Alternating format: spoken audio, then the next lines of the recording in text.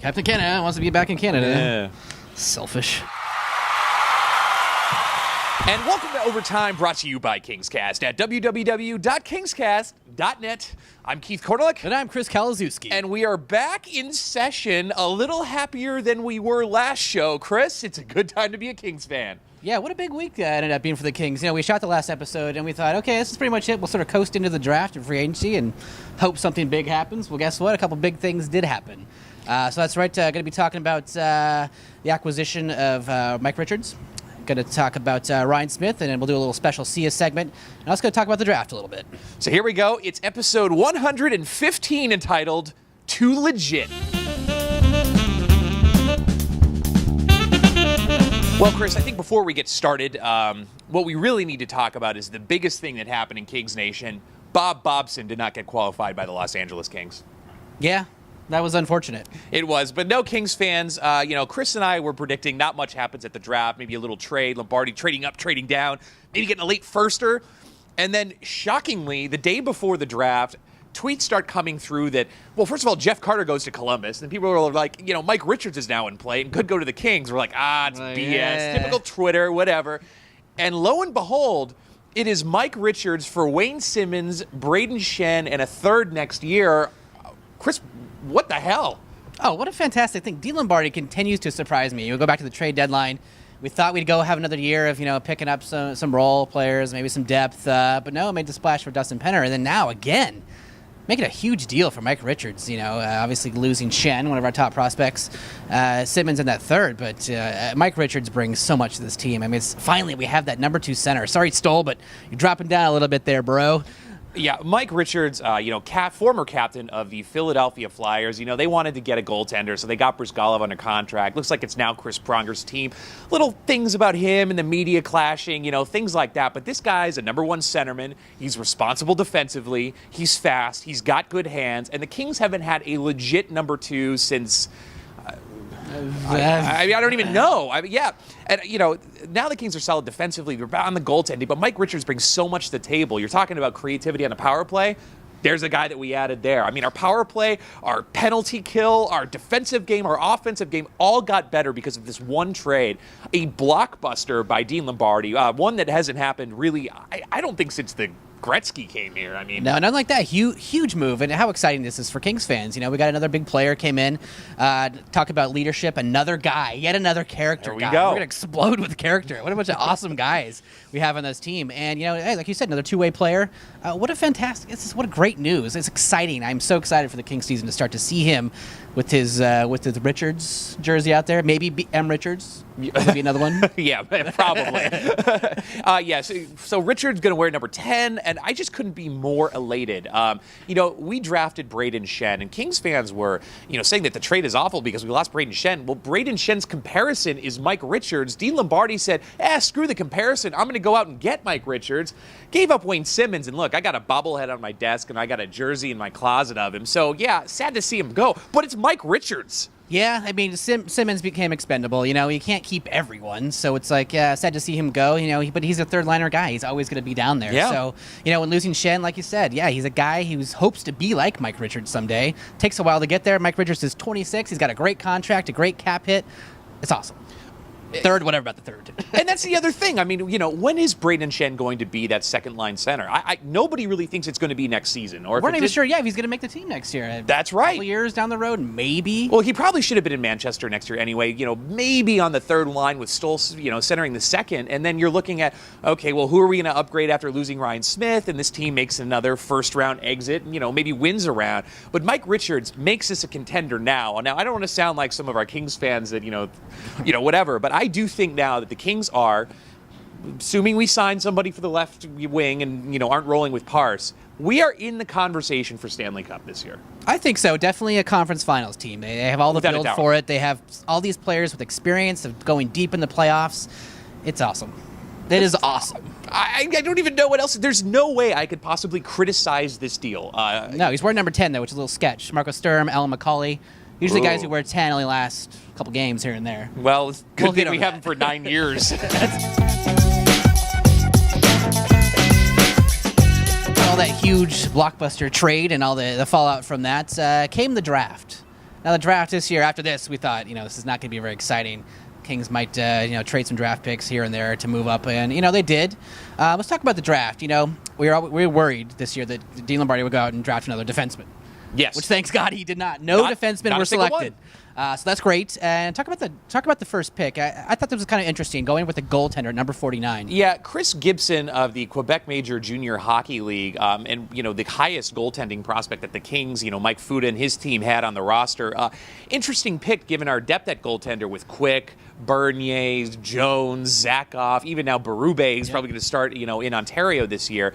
This guy's kind of a marquee prospect. I mean, Mike Fuda said that this is an elite starting goaltender.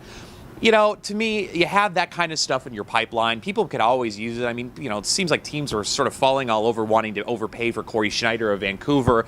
Bernier's been in the talk. We bring these guys up the right way. I think it's a good pick. Finish.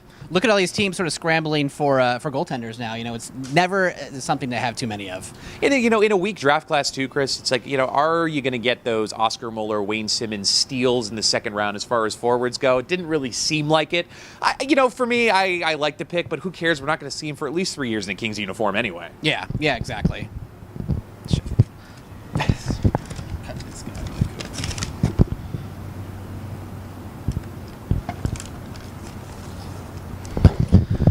All right. Another player they picked up in the third round at number 82 was a guy named Nick Shore. Yep. Center, played at University of Denver, big-time hockey school. This guy was a freshman. Had a decent season out there. Pretty good for a young player like that. This guy is a great two-way player, great on the face-offs. Looking forward to him making a push toward Manchester in a couple of years when he's done with school. I'm guessing he'll play down at Denver for a couple more years. But played in the U.S. Development League, was on the team when they won the World Juniors a couple of years ago. Mm-hmm. So to me, this guy's a big player, good size, 6 foot, 195. So looking forward to seeing him being part of the organization too, because I thought it was a pretty good pick. Now, is this the guy that Mike Fuda says was Kyle Clifford-like, or was that another guy?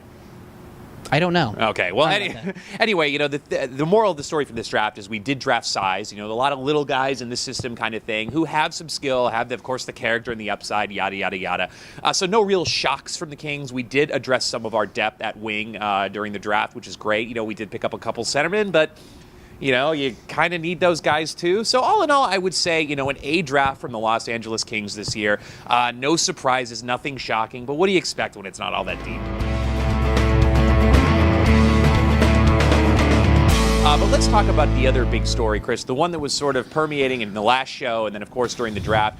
Ryan Smith asked to be traded. It was confirmed. He was, in fact, traded to the Edmonton Oilers for, what the hell's the guy's name? Colin Fraser.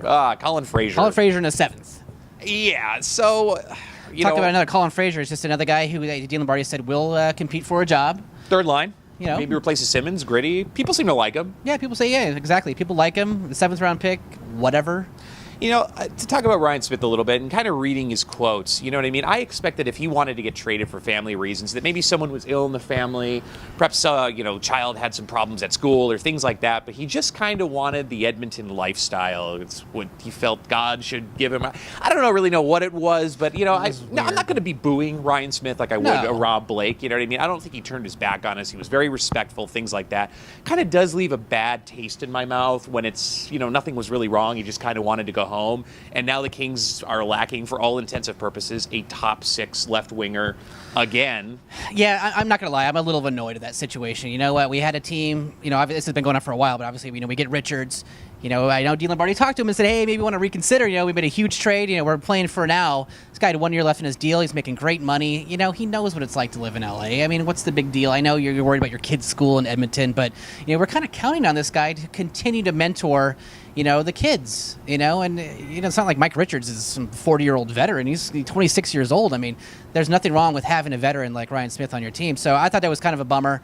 A little annoying, so yeah. It's too bad that happened. And what sucks is that we were sort of handcuffed in the fact that he would only really go to Edmonton. I know Calgary was sort of in the play, but he didn't really want to go there. He said today, or I read a quote recently, that he said, I don't know, I can't imagine playing, Calgary Red and playing against Edmonton. So it's like we had one team we already took a player from at the draft, and one that has a bunch of players who are untouchable. So it's like you get leftover crap, kind of. So it's like it kind of sucks. And yeah, we get the salary dump, but he would have been awesome on this team next year. So, Smith will miss you, which is why we're going to present to you a brand new segment of see ya.